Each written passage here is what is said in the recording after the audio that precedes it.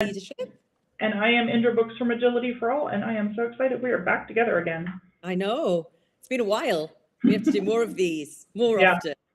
often. So we're going to talk today about in leadership, why things don't change. Shall we talk about why we decided to do this live, Indra? Because we had a conversation about why this live would be a good idea, didn't we? Yeah. I am embarrassed to say that we have to keep having these conversations. And it feels like the more things need to change, the more people gravitate to bad habits and old ways. Yeah. And we know that change is hard and it's uncomfortable. Yeah. But it's really quite alarming what we're seeing in the news these days about how backwards we're going. Absolutely. And it's incredibly frustrating when we're such champions of change and such champions of seeing leadership and people stepping into their power to make some brilliant changes and to see what's possible, and people talking about it and having all these really great conversations about it, and we're like, yes, yes, yes, and then nothing changes. So we've got this great thought leadership out there, which is fantastic, full stop. But why are people not grabbing it? It's almost like the disconnect, as you said, it's getting bigger and bigger and bigger. So we want to really talk about that. And we're seeing our own examples of that in the world right now. Yeah. So, Indra, do you want to talk a bit about what you're seeing, and I'll add in some of the stuff I'm seeing as well. Yeah, and I would like to think that, nothing surprises me anymore. But I still find myself every week having moments where my eyes are like this big, and I'm like, did I just read that, or did I just hear that? So, in the last couple months alone, we've had, quiet quitting, which is really just upper management's way of not acknowledging what they need to do and blaming it on the people who are just trying to survive. Yeah. We're seeing, research that shows that employee monitoring is coming back to the top. I mean, how are we back to that again? And so many other examples of leadership shifting backwards or trending backwards, as if people feel like they're going to fall off the cliff if they try to do something new and their fingers are on the edge of it, and they're going to grab onto the tried and true, even though it didn't work in the first place. And it's just really alarming. And to your point, we're seeing all of these thought leaders out there saying and doing the right things, and everybody, on social media, everybody giving them thumbs up and heart emojis and all of those things. And I think people desperately want to see the changes, but then when, the rubber hits the road, so to speak, fear kicks in. And fear is a massive part of it. And we talk about this a lot. And we have our own individual fears around all sorts of stuff. And then we have organizational fears about all sorts of stuff. But in actual fact, it's that old adage of what we fear is much bigger than what it will ever actually be. And it's this distrust of self and distrust of our people, and the lack of permission to give things a bit of a try and to have some of these conversations, putting your people first, which again, people say those words, they're kind of buzzwords, but they actually don't. And what we're seeing is top-down management more than leadership. And like you say, more and more of that. And it's very out of date. It's very archaic. It does not replicate or sit in the world, the ever-changing world that we're in right now, the rapidly changing world that we're in. So what do people do about fear? I mean, fear puts us into paralysis. We know that. Fear can make us, as you say, cling on to the edges. But there are ways around fear, aren't there? And there are ways to deal with it and to bring it central to your leadership strategy and making a different leadership strategy. Yeah, I think one of the things when people get to the edge of that cliff, in coaching we say you can only take people to the edge of their own cliff. You can't take them to the edge of your cliff. But when people get to the edge of that cliff, we have to help them build a ladder across that cliff, across that ravine. Yeah. And I think, like you said, the fear just keeps building and building and building, even in our own personal lives, when we don't want to do something out of fear. It takes a life of its own. Yeah. And I think that's a bit of what we're seeing. I think people are realizing things need to be different. But the enormity of that has grown into a beast that people are afraid to tackle. So if we get everybody to go to the edge of their own cliff and acknowledge where they are, because that's first, you have to acknowledge where you are right now. before Totally. you Otherwise, you can can't know where you're going, right? If you don't know where And you're at. then incrementally, instead of trying to tackle it all at once, incrementally tackle your fears and the fears for your organization. I think that would change the narrative. But I just think things seem so big to people Yeah. that Yeah. they get, like you said, they get paralyzed and not able. So it's easier to do nothing, or worse yet, go backwards and do things that we all know are bad. Yeah. And it's almost like going back to, it's like we do when we're under pressure as individuals, right? We go, oh, I'm going to have the wine, or I'm going to have the chocolate, or I'm going to, we go back to really old habits, even though they're not serving us. And it's almost like organizationally the same thing happens, but it happens with leadership and it happens with management. And I have to say, I've got a bit of a bugbear, which I feel is really relevant at the minute. And that's something that I'm hearing in people's language, which are the phrases, I'm not confident enough, right? And there's a thing around people being more confident. And I always push back on that and say, look, when we are confident and not confident and somewhat confident all the time through any given day. So the fact that it's not an age, it's not like we are this fixed number for a year. You know what I mean? It's like it moves around. And so part of this paralysis that I'm seeing is people going, well, I'm not confident enough, so I'm just going to stay back here until I'm confident. And actually, it's the other way around. It's like you got to move, and then that gives you the confidence and it gives you the self-trust. And as you rightly say, you don't have to like freak out your system and jump leaps and bounds. You can do it incrementally, step by step by step. Mm-hmm. And the other thing is imposter syndrome. That's the other thing. Oh, I think that's a big part of it. But you said the word self-trust, but it's also trust in the people that you have working for you and with you. Yeah. And I think when we're afraid that we don't have the answers, we're also afraid to trust that other people might be able to do the right thing. Yeah. Or if we let them do that, if we trust that they can do the right thing, then they don't need us, or we look like we're not capable and competent because we're letting them do things. And it just turns into a vicious cycle of, I don't trust myself, so I don't trust anybody else, or I don't have the answers, so I can't lean on anybody else to have the answers. And I think that's the culture of leadership that we've created, where we've created this monster of, I have to always be right, I have to always have the answers, I have to always know what to do, or I'm going to be seen as a failure as a manager, because they aren't leading at that point, they're managing. Mm-hmm. And therefore, I can't trust anybody else to do it either, because that's going to be a sign of weakness if I open up to other people. And missing the whole point that leadership is about letting go and letting people step in and have varying degrees of ownership, play to their strengths, and then it's an en masse thing that is orchestrated. So why else is change difficult then? Because we've talked about the fear, we've talked about the people kind of going back into their patterns, some of these weird narratives that we're picking up around that people are clinging on to as a reason why they can't. What else are we seeing that people are finding difficult? I mean, the world is changing very quickly. There is that, and that's understandably can be a little bit of unknown or a lot of unknown. Yeah. What else is there, do you think, Indra? I mean, I think people definitely have whiplash from everything that's happening, mm-hmm. and people just start to get their feet back under them, and then boom, there's some other thing. There's a natural disaster, or there's a war, or there's an energy crisis, or whatever it is. And I think there's just a lot of heaviness on people right now. But I think also there have been so many examples of companies who have brought in consultants or organizations to help them make change. Mm-hmm. And then it hasn't been successful, or it hasn't been as successful as expected, which is often due to unrealistic expectations of what was going to happen in the first place. Let's be real. Do it in, right? That's the other thing, not realizing it has to be a long-term thing. Yeah, but we bring in other people to solve our problems. When really what we need to do is bring in people to help us find a path, not solve the problem for us. Because, even as children, if parents do everything for the child, then the child doesn't learn to stand on their own 2 feet.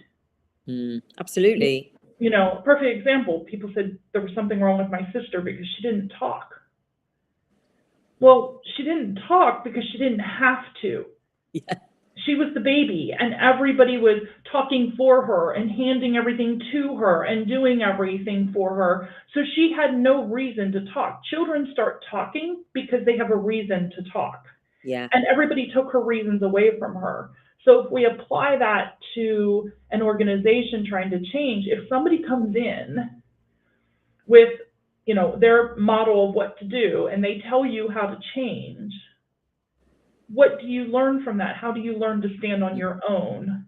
Because you're trying to put in place somebody else's change, not your own change. And then the next time change comes along, you're, oh, no, that didn't work last time. So we're not, let's just leave it the way it is. Let's not, you know, stir the pot. And you just get in this habit of, okay, well, change didn't work last time, so we better not do it again. Yeah. It's the outsourcing, right? It's like, it's almost a consumerist thing. Oh, we're going to pay for someone to fix it. Where's the outside fix? Not where, okay, so there's someone, like you say, to come in and facilitate and help us, but actually we've got to find that for ourselves. And I also think there's an absolving of responsibility in there, whether it's conscious or not, and it's probably isn't, but there's that, oh, I'm not gonna grow up here. I'm gonna give that responsibility to someone else. I'm a little bit scared of it. There's that fear thing again.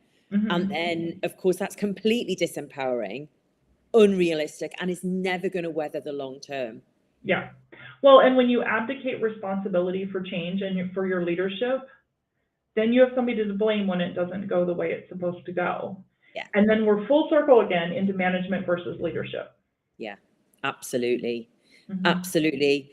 So we've been talking a lot about the need for a space for these conversations to happen, a space for these changes and these risks and all of the things that we need to have in place to exist. So what do these spaces look like, or what do they feel like for people? You know, we hear the expression psychological safety thrown around a lot, so it's also become a buzzword, but it's a real thing. Yeah. And there has to be safety in change, because with change, there will be failures. But we can't blame when something goes wrong. We have to learn from it and use it as a tool to continue the change. Yeah. So that's a huge ask to create that space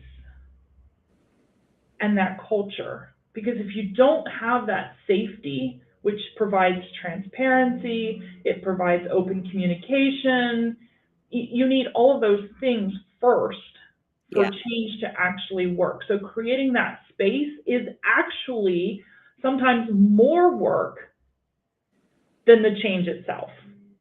It's like laying the foundations, isn't it? It's like building a house, to use a very overused metaphor, but if you don't lay a decent foundation, that house can look beautiful and it can be so amazing, but it is going to like crumble and fall really quickly. Whereas if you invest the time, the energy, the care, the attention to detail in those preliminary stages of creating this space that we've been talking about, then actually, as you say, once that foundation's built, the house can go up really quickly, and it can be there for a long time, right? It can stand solid for a long time. But that's hard because that's people stuff. Yeah. You know, and when you're spending money to have coaches and facilitators or consultants or whatever path you decide to take to get that help, it's really hard to sell that to a board or to a financial officer that's looking at the bottom line, and you're saying, well, we want to spend the next 3 months working on people. Yeah. Okay. What are we buying? You know, there's no tangible widget. Yeah. You know, there's no box around this. There's not going to be a delivery of here's your foundation. And so it's really hard to see what the value is in doing that.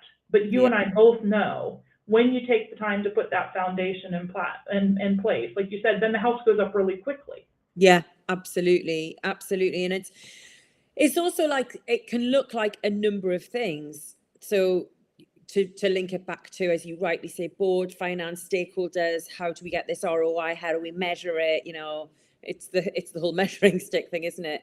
How do we do that? Well, actually, can it look like something that is gradual? Does it have to be, oh my goodness, we can't invest all of this? Well, maybe it isn't that. Maybe it's you invest a little bit here and then you let your people go off and work away, and then you invest a little bit here. But you have the coach, the facilitator hold enough that space so that those people can own it, but they still don't feel like they're just free flow or free fall, to use this metaphor. Before we get into the space we're creating for leadership in November, Sarah has a question for us in the chat. She said, how can new managers or individual contributors manage up in a way to force leaders to acknowledge that they're not acting in the best interest of employees? Our executives are so focused on moving forward, bringing more clients, profits, etc., but we're a small company that's trying to act too big. It's gotten so bad that members and leaders of our HR team have left, including our vice president. A lot of us feel lost and disheartened. Oh, okay. That is a whole different life, isn't it? It's a whole different life. But I would say, you know, are any conversations happening? And actually, sometimes Sarah, it brings us to a really great point, because we often fear hierarchy. We've been around hierarchy in its different shapes and forms for, well, centuries, in fact. And so we're educated into that. And actually, to challenge that, we can go into a bit of a childlike, trepidatious, eggshell place. And it's, can we have these conversations? Can we take that person for a coffee? Can we dare to put ourselves into a little bit more of a vulnerable position? Excuse me. And can we have these conversations? Can we have them with each other?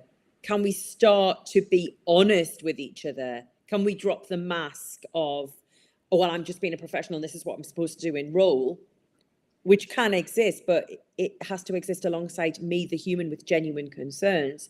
And if your concerns are genuinely about the longevity of an organization, the well-being of its people, then that conversation has to be had. And it is about having gentle conversations. And I think the reason why sometimes we don't have them is we think they're going to have to be these big, conflicting, dramatic, oh my goodness, high risk things. And actually they can be really gentle, but regular touch points that then grow into something that can then move. So I don't know if that answers your question, Sarah. I mean, it's as Indra says, it's a massive topic, but maybe it's something we could pick up and do another live on, actually. I think it would be a great one to do a live one. I'm reminded, Danny, of one of our clients from the spring, and we were talking about values. And one of our clients said, I don't know how to bring this to the leadership team. Because I'm afraid they're not going to hear me if I try to talk about it. And so what we did in our coaching session, without giving too much away, was we said, can you try this change on a smaller scale with your immediate team? Yeah. You know, the proof is in the pudding, so to speak. Yeah, absolutely. Try the change. Try this particular thing around values, but try it in a small, non-threatening situation with peers. You know, maybe two teams come together and they try something together and they both try to do the change. Try it there first, because then you have the anecdotal evidence of the change. Yeah. And then that might, and I'm saying might without knowing all the details of Sarah's organization, make it a bit easier to have a conversation about a change, because you've already tried it. And then, well, can we try this with a few other groups? Or can we talk about what worked for us? Because maybe it would be helpful to other people. Exactly. And that might smooth the way of small things, you know, over time. Because like you said, you can't have the big, we've got to revolutionize the organization conversation with anybody, because it doesn't sound like they would hear it even if they did. Absolutely. Yeah, absolutely. So that, thank you for that, Sarah, and thoughts on that, Indra, because it's a really important one. We often don't feel like we can rock the boat, but in fact, we kind of have to. Otherwise, it leads to these things like mass exit, you know, quitting and well-being. I mean, let's talk as well about how the burnout is real. 85% plus in the UK. That's just the people who know they're burnt out, because people are working under the stresses, not just around the changes that are happening, but the pressures of the organization, but also, you know, coming out this side of the pandemic, you know, hybrid working, boundaries are weak as anything. And actually we're all kind of frantic and stretched, and we need to bring back, how do we work differently and how do we work well? because if we don't, then the whole thing is like crumbling and falling. We are actually seeing a little bit of that. I'm laughing. It's not funny, but it's we're seeing a little bit of that. And it's like here it is, people. We need to create something new and something different, and it doesn't have to be that hard, but you do have to have people on board. So Sarah's right about getting that buy-in. And I hate to say this because, you know, I'm not a quitter, but sometimes at the end of the day, if where you are is not healthy, you need to go somewhere that's going to support you, and that's why you see mass exodus, because the first people leave, and then everybody else is like, wait, if they've left, now it's even less safe for me to be here. Yeah, absolutely. And you know, and sometimes that's what leadership needs. They need the smack in the face of people leaving, and sometimes they get it, and unfortunately sometimes they don't after everybody leaves. But you have to take care of your own well-being first. Absolutely. But I would say have the conversation and have a gentle conversation. It is okay to speak up with, you know, with courage and assertiveness without it having to be some big dramatic fallout that comes out the back of that. Definitely. A little risk, a little bit of like speaking even though your voice shakes. Yeah. But it's worth it usually. So talking of speaking up before it's pumpkin time, should we talk about the speaking up that we want to do in November? Absolutely, yeah. So you may have seen this on some of our socials. Indra and I are running, along with Robert and Kemi, a leadership jam, the very first leadership jam, which we called that because we really wanted to create conversation, create real conversation, which ignites some strategies, which ignites some action, which makes people really bounce ideas from each other from different organizations. And we wanted to run that in real life because we really feel that that's important, don't we, for people to show up in real life. We're all very, you know, we're all online a lot. Let's put it that way. We're all video tired. We're video tired. And whilst it can lend itself to lots of things, like we could do lives like this, we can coach people across the globe, you know, we have to wiggle a few time zones, but that's all brilliant. But we do lose a lot from that. And we lose that thing of connecting and opening up and being honest and having these honest conversations. And of course, being facilitated by us, not just letting people talk. We want people to talk, but Indra and I will propel you into, okay, so how does this then go back to your organization? How do you have conversations like the one Sarah's talked about? How do we build a strategy here? Yeah. How does this look in your real world? You know, we want the vision, we want how this could look, but we also want to create the stepping stones back to reality. So that's what we're going to be doing on the 8th and 9th of November in Stratford in East London. Indra, do you want to add anything to what I've just described? Yeah, I think it's important to note that there's so many different leadership programs out there that people can attend, and you and I have attended them, and it's a lot of talking heads of, this is what we've done at our organization, and we're now amazing and great, so you can do it too. And you can't take on somebody else's solution or someone else's model of what to do. So we wanted to create an event where we're going to create a space for you to talk openly and honestly about the leadership challenges that you are facing. Have the support of peers who may be facing the same things or have already solved that and can give guidance and pointers, but have an open conversation that at the end of it, we haven't just talked. We've come up with strategies and ideas that you can take back with you as we go into 2023. Yeah. And work through some of those challenges. And as we said at the top of this live, in small incremental ways that aren't going to be overwhelming. Absolutely. And it's really important as well to stress, and we have done this on our socials, but it's really worth stressing again, that normally Flaming Leadership it works predominantly with women, although we do run programs for men as well. But this is for women, it's for men, it's for non-binary, it's for trans people, it's for anybody who wants to come in and have a conversation. This is completely human-centered leadership, because in order to create the gender parity and the intersectional conversations that we would love to see in leadership, everyone needs to be involved in that if we're going to really shift that around. So we really want to make that it's open to anyone. And you don't have to be an official leader, whatever that means. I've worked with a lot of people, I'm sure Indra has as well, where they've gone, but I'm not a leader. And it's like, well, what is a leader? Everyone can be a leader. Everyone is a leader. Them, right? How do we influence? How do we create conversations? How do we support people who are senior to us? Because actually, sometimes that's what they need. Sometimes it isn't about, you need to fix this. This is about, do you need some support to fix this? Mhm. Right? And so it's really exploring all of that and having these conversations in a really safe, held space. We're definitely going to have music. We're definitely going to have coffee, tea, water, whatever. Definitely coffee for me. And Definitely we want it to for be me. definitely tea for Indra. But we definitely want this to be a space where people feel relaxed enough to open up, but also ambitious enough to drive these changes, right? Yeah, exactly. Now, we should probably, before we log off, tell them how they get the information to sign up to come to London, Yeah. or if they can't come to London, to follow us and find out what else we're doing that they could get involved with. Absolutely. So on the Flaming Leadership website, www.flamingleadership.co.uk, there is a carousel at the top, which has the Leadership Jam, amidst other things. There's other things that we offer, so do go and take a look.